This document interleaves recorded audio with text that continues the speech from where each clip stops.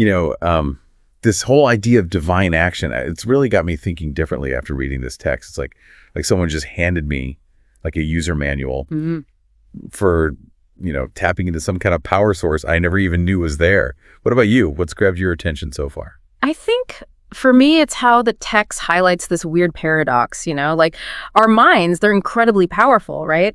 But then it's like they can also be the biggest roadblock to actually experiencing this divine action. It's like learning to let go, surrendering our own desires and plans to something bigger. It's like we're so busy trying to steer the ship that we forget there might be a more powerful force, like the wind in the sails, that could be guiding us if we just let go of the wheel a little bit. There's this one line that really stuck with me. The mind prefers one thing, the body another, but Lord, I desire nothing but to accomplish your holy will. Have you ever felt that kind of pull between what you think you should do and what feels like it might be divinely guided? Oh, absolutely. Yeah, that really resonates. The text, it argues that real freedom, like true fulfillment, it comes from surrendering to that divine will. Even when it goes against, what we think we want or what we think we should be doing, it's humbling, really, acknowledging that there's an intelligence at work that's beyond us. So it's like acknowledging that there's a bigger plan, even if we don't have all the pieces figured out. But this text, it doesn't just talk about the big life choices, right? It mentions meditation, contemplation, even just everyday stuff. How does that all fit in? That's where this concept of surrendering our individual agency, I guess you could say, becomes even more crucial. The text uses this really interesting analogy of a king's court. Okay, now I'm curious. Tell me more about this king's court idea. So picture this, right? You're in service to the king. Now, you wouldn't disrespect anyone in his entourage, would you? Like his advisors, servants, you treat them with respect because they represent the king himself. So the text suggests we approach even ordinary tasks with that same mindset. Like even those mundane things could be part of something bigger, fulfilling a higher purpose. That's interesting. So let me see if I'm getting this. So if I'm even just doing the dishes, if I could approach that as an act of service to something greater, would that change how I feel about doing them? Would it reduce the frustration or even bring a sense of peace? That's exactly it. It completely reframes our perspective. It's not about becoming passive. It's about changing our intention. We become instruments, not just the composers of our lives, which can be, kind of a radical shift in thinking. But I think once you get it, it can be incredibly freeing. It's like that saying, let go and let God. But it's not just about the end result, right? It's about surrendering the need to control every little thing along the way, which, let's face it, can be really tough. So what does the text say about those moments where we inevitably get stuck in our own heads, our own wants and desires? Yeah, that's where the text delves into this whole idea of the mind being this double-edged sword, Yeah. We read our minds, obviously, but that constant need to grasp, to control, it can really cloud things, make it harder to hear that inner guidance. It's like it's always trying to grab the steering wheel back, even when we're trying to hand it over to a higher power. But it's not about completely shutting down our minds, is it? No, not at all. It's more about redirecting that energy, refining our intentions. The text talks about this, how even our love for things like contemplation and prayer, even that should be rooted in serving that higher purpose. It shouldn't just be about, personal satisfaction or getting something out of it for ourselves. So it's not about checking off boxes on some kind of spiritual to-do list. Okay, meditated for 10 minutes, check. Yeah. How do we make sure that our hearts are in the right place when we're engaging in these practices? It all comes back to remembering who we're ultimately serving. The text uses this example. It says, if you're trying to please a king, you wouldn't treat anyone in his court poorly just because you're not directly interacting with him in that moment. Right. If you're at a restaurant and you tell the waiter you love the food, you're not taking away from your appreciation for the chef, It's all part of the same experience. Exactly. And that brings us back to this idea of seeing the divine in everything. Every action, every interaction, it's all an opportunity to connect with that higher purpose. It's not about, keeping our spirituality separate. It's about letting it flow into every part of our lives.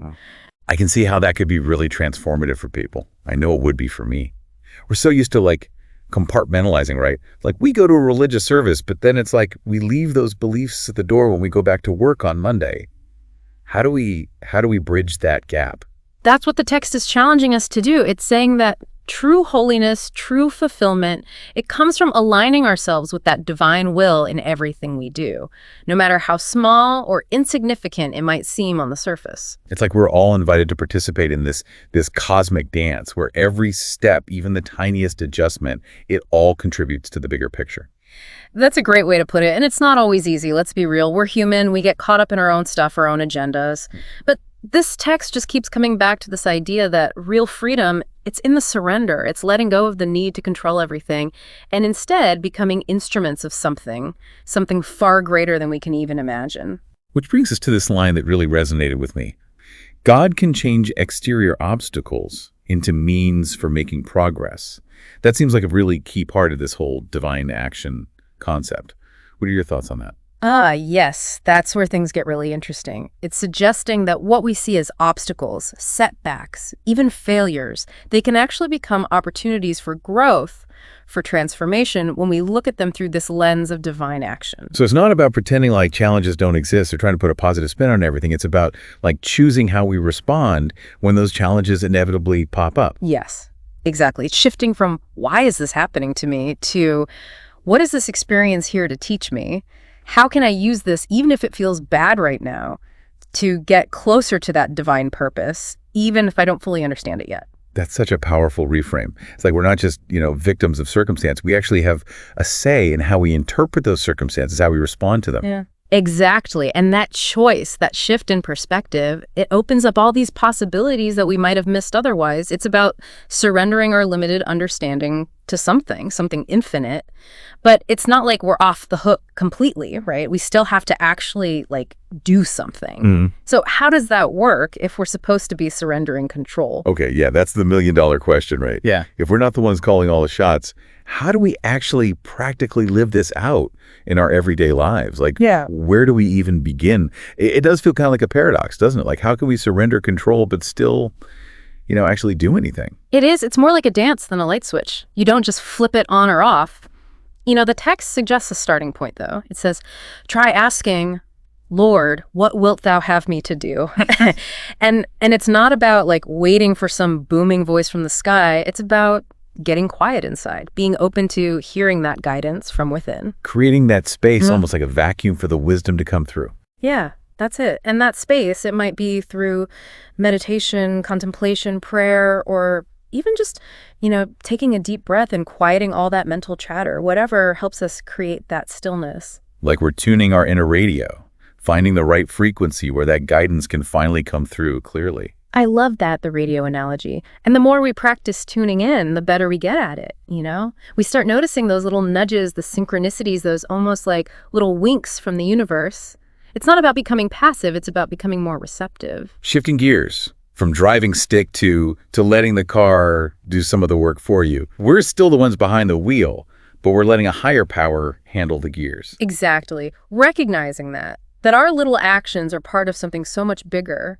And when we surrender to that, we tap into a power that's, it's beyond anything we could achieve on our own. So to kind of bring it all together, it's not that we should deny our own abilities or just, resign ourselves to fate. Right. It's about aligning our actions with something bigger, becoming like instruments in a divine orchestra, if you will, which takes a certain amount of faith, wouldn't you say? It does. But even our faith, even our desire to grow spiritually, the text reminds us that even that should be directed towards something larger than ourselves.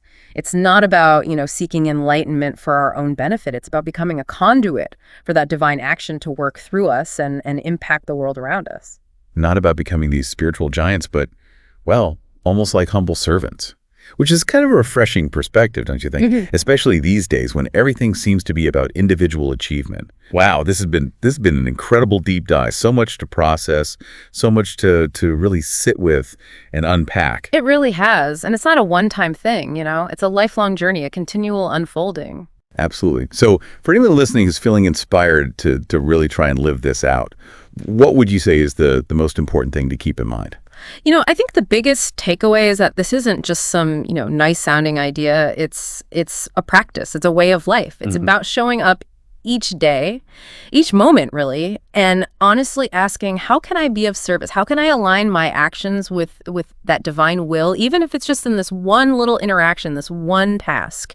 It's about trusting that even when we don't have it all figured out, even when things feel messy and uncertain, that divine action, it's always there, working through us, guiding us toward our highest good. That's such a beautiful reminder that we're never really alone in this. That there's always something bigger guiding and supporting us every step of the way. So as we wrap up this deep dive, one last thought to carry with you.